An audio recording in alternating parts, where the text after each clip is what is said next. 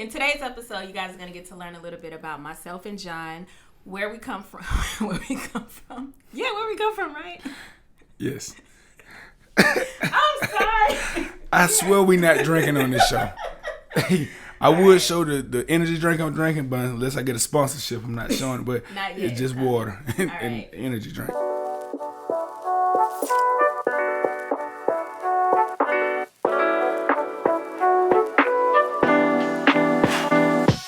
Welcome, you guys, to the premiere episode of the Elevated Creativity Podcast. I'm your girl, Qulanda, a.k.a. Q of QueUpProductions. This is Jonathan Harris, a.k.a. John of Monarch Mentality Productions. And John, what is this podcast about? Why are we launching this podcast? Man, really, in layman's terms, we want to really motivate and inspire all creators from all walks of life. I mean, that's artists, entertainers, people who do music, film, video, up-and-coming producers, directors, anybody who creative to really just to take their talents to the next level. You know what I mean? So we all have raw talent, but just shine it up, polish it up, make it look neat and sweet. So there you go, neat and sweet. Said by Johnny T. the Boss Man. we'll get to that pretty soon. All right, so if you want to learn how to elevate your creativity, how to polish your talents, how to monetize your talents, stay tuned for today's episode. So on today's premiere episode, you guys are going to get to know a little bit about who John and I are, who we are in the industry, how long we've been in the industry, what we even do in the industry, which is everything from producing, exec producing, associate producing, directing, writing, storyboarding, shot list, everything. Acting, filling in the blanks, being an extra on a project, all of it. Yeah, pretty much anything you can think of in the entertainment industry. I even had a little brief stint at a rap career once upon a time. But we're not going to talk about that. You definitely won't talk about that. And if you pull it up on YouTube, no, delete that right now, please. But yeah, at any rate, so yeah, that's what we're going to talk about. The first few episodes of the podcast are just going to be me and John, so you guys can get to know more about us. But we do plan on bringing in some extra guests, some other artists, artists in the industry professionals. And when we say the industry, we're referring to the entertainment industry, in case you guys haven't got that. Yeah, and I know we were talking about film industry, music industry, everything. So whatever falls in line with being a creative, right? Because again, the whole purpose of this podcast is talking about elevating your creativity. And what does it mean to elevate your creativity? Which basically is taking it to the next level, being able to monetize off of your talents, and just really succeed in every area of your life. All right, so we're going to kind of dive into who we are. As you guys know, my name is Jonathan Harris, a.k.a. John. Everybody call me John. Some people call me Johnny T, but we ain't going to get into that right now. But Johnny T, the boss. Don't forget the boss. Yeah, don't forget to add that in there too, you know what I'm saying? But yeah, I started off, I just say, being a native of Georgia. Came up on the east side, by way of the east side. That's Decatur, Lithonia area. Everything east of 285. So, that's where I kind of came up. Started off as a visual artist. Been drawing and doing illustrations since I was at least 4, maybe 5 years old. Done did some things at 5, been doing that. And John, can I put you on the spot a little bit? Because since this whole podcast is about elevating your creativity, right? I know a little bit about you, and I remember the stories that you would tell about when you first tapped into your artistic creativity, how you were this chubby, nerdy boy with glasses. I was never a chubby, nerdy boy with glasses. No, he wasn't chubby. No. I was chubby. I just wasn't nerdy. Okay, the point I'm trying to make is you were defying the odds, because where you were growing up, it wasn't a lot of black male artists into comic books and into art like you were. Right. Okay, I get what she's saying. She kind of added a little extra seasoning on there, but it makes sense. Yeah. So just starting off, coming up on the east side, just started drawing. It wasn't really a common thing, and reading comic books and being a black urban kid coming up from the East Atlanta area. moving to Decatur, then moving to Lithonia, you know what I'm saying? So a lot of people they see you drawing a comic book and selling comic books in elementary school. Me and one of my partners started a comic book called Future Warriors. And we was, 10 years old? So drawing comic books in elementary school and trying to sell them and not really knowing the business. So now the whole purpose of this show is actually talking about how to monetize business. This is crazy. We'll draw a comic book, hand draw it. Didn't even know how to make copies at Kinko's back then. We were 10. And we was like, how much we sell a comic book for? He was like, well, you know, they sell in the store for $1. We can sell out for $1.25. We'll draw a whole comic book with pages and pages. Wow. 2 little 10-year-olds, and we'll sell it for $1.25. I pretty much would go home and cry after I gave the book away. I'm like, man. Were you crying because you had to give up your art, like something that you spent so much time on? Yeah, I was crying, looking at it like, is this? I didn't know the business side of it. You were 10. Yeah, we were 10, but parents should have told you, baby, come on now. You want to sell that book for at least about $10. You know what I'm saying? Like, you had to really know. I didn't know. Like, I said, man, I don't even want to draw no more, man. You know, shoot. But anyway, just moving forward, I actually kind of got into the film industry by a small film, and I will elaborate a little bit because somebody asked me.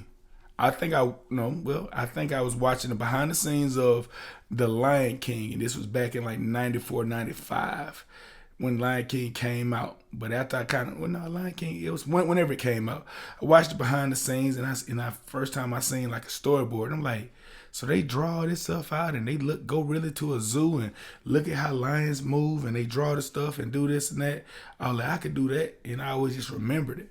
So I was working a job, and a guy, he was working on a film set, and it was for a martial arts film. And the guy was like, yeah, man, he said, I'm working on a thing. He said, I know you do illustrations and everything. He said, you know anybody who do storyboards? I said, yeah. I said, well, actually, I do storyboards myself. He was like, for real? He said, man, we looking for that because we trying to hire somebody to do storyboards. I said, yeah. I said, been a little second. I said, yeah, but I do storyboards. I do all that. Whatever. Now, had you actually done storyboards before? Never did storyboards in my life. Biggest film in the world. You know, back then we didn't say cap, but if cap was a word, they'd call me the Mad Hatter. I have a big hat on. Tall hat. You'll think I was doggone one in a blaxploitation film or whatever like that. I'm telling you. Because I was just making, I said, yeah, I do this, do that. Man, we didn't even have the internet good, so I couldn't even Google how to do it. You know what I'm saying? I was like, what in the world? I said, I don't even remember having this. I think I just got a cell phone back then, really, you know? So I was like, okay, let me see how you do this. I said, but I know we don't want this to be interview style, but this is so interesting. So what made you say yes? Like, because I'm sure that's something that a lot of people probably face. Like, they may have a talent, you know, but they may not be at a certain level in their talent, right? But they may come across an opportunity, because that was a once-in-a-lifetime opportunity for you. And it really changed the course of your life and your professional life in the industry. So what was it that made you say, yeah, I can do storyboards? It was the fact of being creative. So, you know, you kind of like, you know how to do stuff.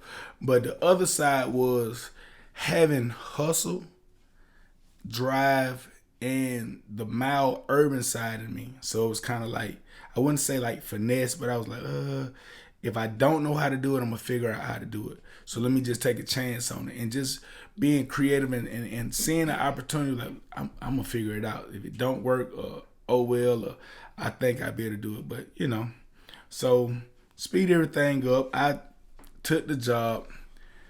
I think I told the guy with doing the storyboards, I said, I'm going to actually put it on like, I said, yeah, you know, it's normally on the board, like an actual storyboard, but I got index cards just to kind of do it, whatever. But it was crazy. So I got the job, and honestly, that's how I met Q, and we started working together, and that was like 10 years ago. But been doing everything in the industry ever since then. So, and that in itself is a funny story, how me and John met, because I was actually, and I'm gonna take it back a little bit to tell you guys more about me, but just to kind of piggyback off John with that story, I was 19 years old, I think. I know I was like a junior or a senior at Georgia State in college, in the film and video program.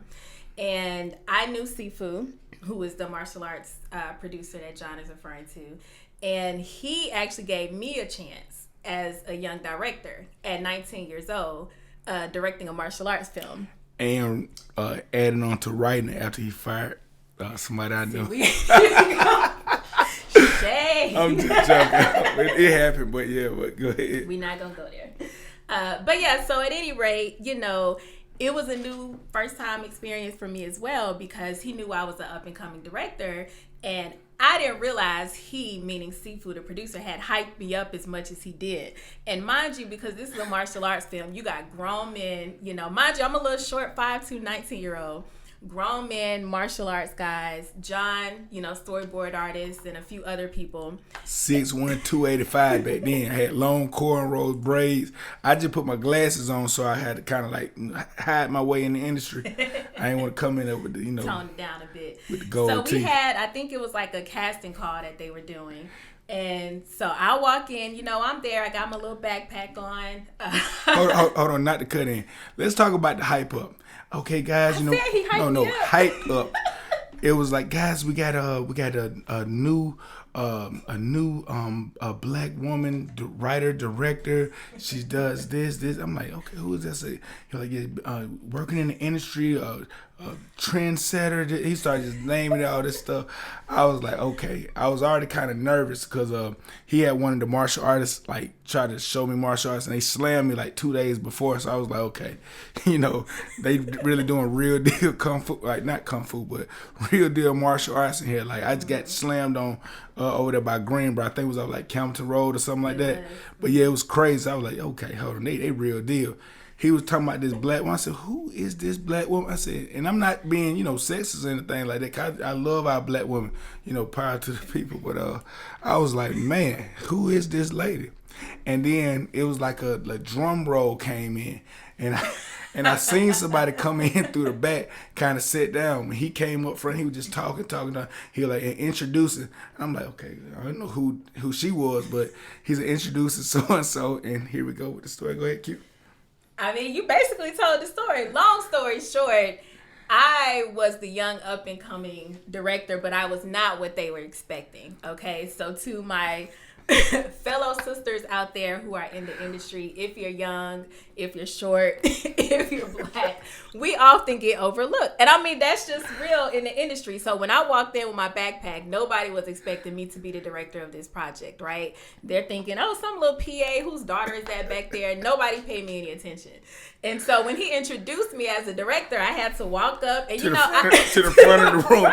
She walked to the front of the room, and I was like, okay, is this his daughter?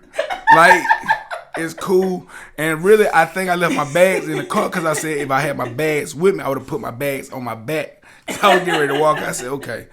Man, but long story short, because I do still got to give them some more background about my story. Most definitely. It did work out beautifully once people got to know me, once I opened my mouth and they saw me. And again, this is like one of the first projects under my belt. So similar to John, how he had the confidence to say, yeah, I could do storyboards. I told him, yeah, I could direct. I mean, that's my dream. That's my passion. And so I said yes, and here I am, the director of this project. And unfortunately, we didn't get to go through with filming because of some things that were outside of our control. But the best thing that came out of that story was me and John coming into each other's lives. And we have a dynamic brother-sister relationship. Like he said, we've done so many projects together. Can't even count how many. But it all started from that. He didn't believe in me. He dismissed me and just laughed me off as some She laughed at me because I had long cornrows and glasses. And I think my contacts was out, so my glasses were kind of thick. So, yeah, she dismissed me. But just to take it back a little bit to let you guys know who I am, what I do. Again, my name is Qulanda R. I go by Q. And the reason I go by Q is because with the name like Qulanda, no matter where I am, no matter who I'm talking to, whenever I introduce myself to people, they never remember my name. And so in an effort for me to make sure that I'm never forgotten, I just shortened it, call me Q. And it's worked. It's worked pretty much for the past, 10, 15 years. Yeah, so that's where the name thing comes from. But anyway, so my passion is writing, directing, and producing. And I got my start from always being a reader. Ever since I was little, I used to read like the Goosebump books, the Fear Street. Then when I got to middle school, you know, we were all reading Fly Girl and Coldest Winter Ever. Book clubs. Now, I wasn't no Susan B. Anthony. It was the black, Eric Jerome Dickey and what's the guy that wrote Fly Girl? Tyrone. I can't remember his name. Okay. But yeah, so I was a really big reader, and whenever I would like I was the nerd, kind of like you. I know you don't like to say you a nerd. I was a nerd, sitting in the corner with my book in PE class or whatever, and I would just visualize whatever I was reading. I would just visualize. I would just play the story out in my head, no matter what I was reading. It was like a movie screen was playing in front of me. So John, have you ever heard people say that the most successful writers are readers? I have heard that. Yeah, and so I think that's kind of what helped to, what's the word, catapult? Is that the right word? Yeah. I don't want to use big words and I'm saying I'm wrong. Basically push me, out there to really embrace my writing because, like I said, I love to read. So not only was I able to visualize what I was reading, which was using that director's hat, but also to take my own stories and just write them down, write stories, write scripts. So pretty much I've been writing since middle school. So let me ask you a quick question, Q, not to ask going there. Did reading books, was that kind of like a mild escape from your reality to kind of put you into like a fictitious world or be anything you wanted to be or see anything you wanted to see by letting those pages come to life? You know what? You're exactly right. It was. Because, and not to take it too far back, but growing up when I was younger, I lived in the country. Like, where you from in the country? First of all, I'm from here. I'm from Atlanta, born and raised. But after my mom passed, I moved in with my dad and grandma in Sparks, Georgia. Not even on the map. One way in, one way out. You got to get off the Adel exit. If y'all even know where Adel is. Adel country, y'all. Sparks. You got to drive through Adel to get on the dirt road to get to Sparks, right? And I was the only kid. Like I said, I lived with my dad and my grandma. And so reading was an escape because all I had was a tree in the yard that I used to climb, okay, and some dirt roads. I had imaginary friends. One day my dad caught me talking to my imaginary friends, the characters in my head. He said, don't do that because people think you crazy. But I kept those imaginary people in my head and they became characters as I branched into writing. Most definitely. Yeah, so basically it was definitely an escape. It was an escape. And then as I got older, my writing matured and I got the opportunity. Like I said, I made the decision to actually study film and video when I went to college. And of course, people, what are you going to do with that? You ain't going to make no money for that. Mm-hmm. Which of course now you don't really have to go to school for film to succeed. Everybody knows that. But it definitely helped. It showed my commitment to my passion because I chose that as my major. And so, yeah, I just made the step to choose that as my major. I did some internships, started from the ground up, and here we are 10, 15 years later. Most definitely. Okay, so pretty much the show is elevated creativity. I know that's not really a melodic word or doesn't really flow, but it makes sense. So we're going to really talk about, like, what does that mean? Like, what does it mean to elevate your creativity? And it's kind of like, if you look at creativity as energy, I know this kind of like crazy little metaphor.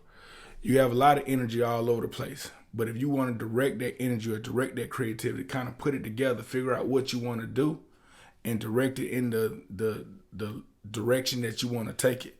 So, yeah, I've been drawing or being an artist, a visual artist, since I was 4 or 5 years old. Shout out to Clifton Elementary over there, Gresham Road. You know what I'm saying? That's the Obama school in DeKalb County. But in kindergarten, I was in a contest. It's called with the DeKalb County Schools and the Atlanta Humane Society. Be kind to animals. I didn't know they had a contest from kindergarten through 7th grade. I won second place out of all DeKalb County schools, and I was 5 years old. So. And I know you said, like, okay, what was that? It was, be kind to animals. Who was the first place person? The 7th grader. He won first place. And the kindergarten, myself, won second place. So, and at 5, I was on television with 11 Alive News, RIP. His name was Guy Sharp. He was the reporter. So I was on television and you couldn't even record it, baby. I don't even think we owned the VCR. So like I'm looking like, where the tape at? I wish it was on the internet or whatever. But being 5 and doing that, and just having the confidence as a little black kid from East Atlanta, going to Gresham Park Elementary School after school programming, coming up at Clifton and just saying like, man, I'm on TV. I drew a picture and everybody like it, but okay, what's next? How do you do? Like, nobody knows. Your parents can't tell you. Your mom. It's like, what do you do with that creativity? With your creativity. So it's kind of like, just as a kid and seeing like, man, this was pretty good. That opened up a door because someone was like, oh, that's your son, you know, da da da da. Have you ever thought I'd put him in a fashion show? Then I did a fashion show at like 5, 6 years old. So just being in front of people, like, man, this feels good. How do you do this? So when you have creative ideas that's in your head and you have stuff that you like, man, I want to do this. I want to start a clothing line. How do I do it? Yeah, you could go on the internet and say it's, you know, little directions, but it's like cookie cutter directions. But actually being able to jump in, you know, into something that you want to do, navigate and network, which is huge. And I think a rapper said this, I don't want to misquote it, but your network is your net worth. So when you kind of networking with certain people and you like, man, like I met this person who introduced me to this person, who introduced me to this person. So the joke that me and Q had when I first met her, like I said, when she got in front of the people at the martial arts facility, I mean, she looked, you talking about she was 19, she looked like she was 16. And I forgot, I'm thinking she's older. I mean, I think after we got done with the meeting or whatever, I said, hey, we could probably grab a couple of drinks or whatever. She said, well, I can't drink, but I was thinking about we could get some wings at the college. I said, man, let me get that. Let me get the hell over from up here. I don't know what y'all got going on. I'm joking. But yeah, that's how I felt for real. But it was funny. But after that, we kind of like networked. And I seen her talent. I seen the student film she did, which was amazing. And we'll get into that as well. But I seen myself in her as, you know, just the female version, like creating stories. Like you creating a comic book at 10 years old. Where did you get this story from? We didn't have a Black Panther movie back in 95, 96. Like, you know, I had to give away my age, but yeah, we didn't have, there wasn't no Marvel movies with big budgets. It's like you just creating a black character and you know, and it was crazy because we had to do some behind the scenes show the comic book, but they had like skull caps on, baggy pants with white beaters or whatever, and like one of the characters pulling out pistols, and it took them out of the hood, and the other guy trained them and made them superheroes. How does a 10-year-old come up with this? Mm-hmm. So it's like when you don't have that direction, you know, it just... Yeah. And I like what you said, John, how you talked about networking. You know, your network is your network is your net worth, mm-hmm. you know, because the biggest part of elevating your creativity, going back to how do you even do that, who are you surrounding yourself with? Who are the people in your circle?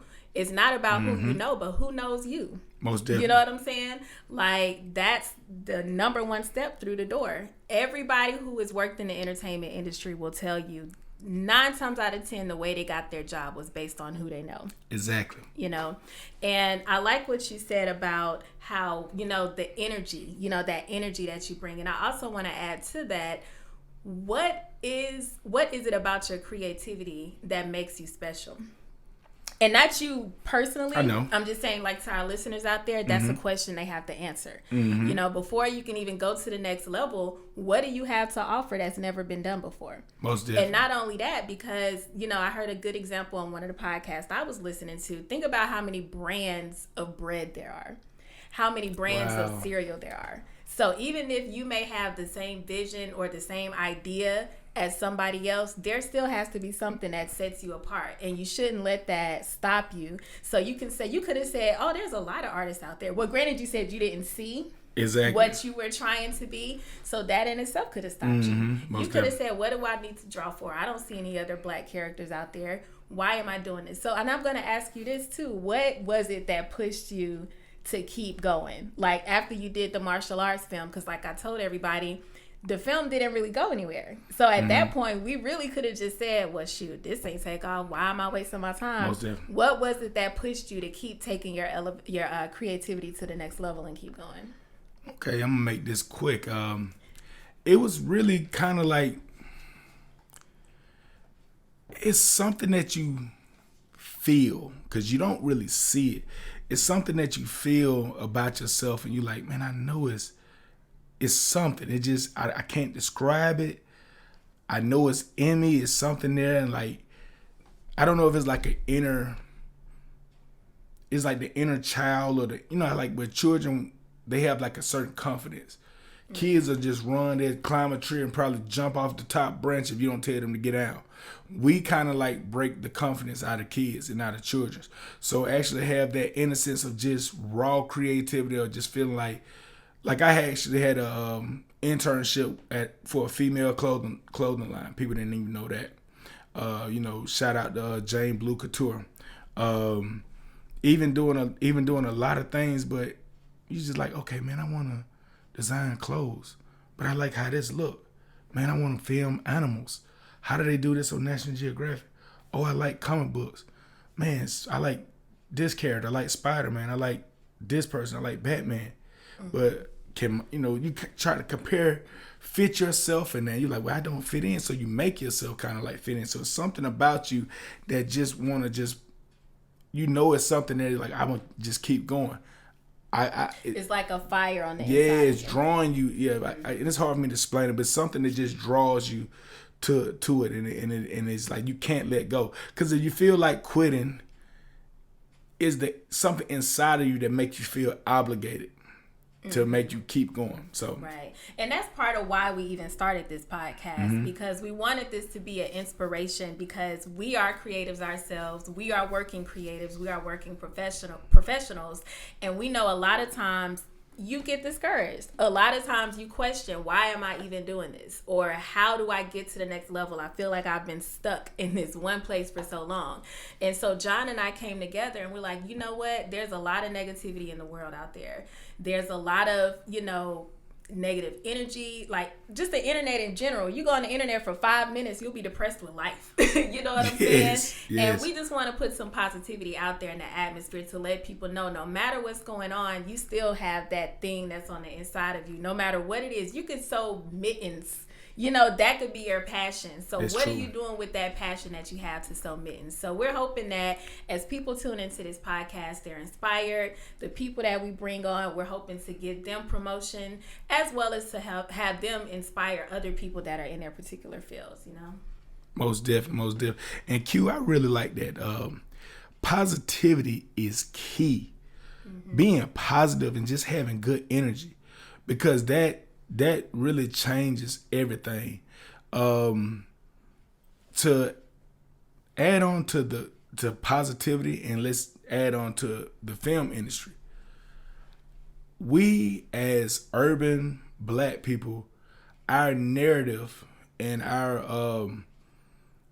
how people view us is the perception. Yeah, perceptions, and our stereotype or our stigma that they kind of put on us is not such a good thing. It's really like, they kind of like put us in a box with certain typecasts or like certain characters. Oh, all you got to do is go to like Amazon Prime, Oh yeah, Crackle, any of those streaming services, go to Black Cinema, you're going to see dope boy movies, you're going to see church movies, and what's the other genre? And you're going to see everybody cheating and breaking up and this and that. So yeah.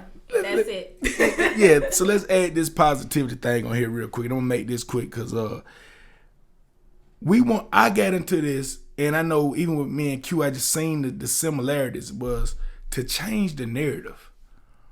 So we got a superhero. Why everything got to be crazy?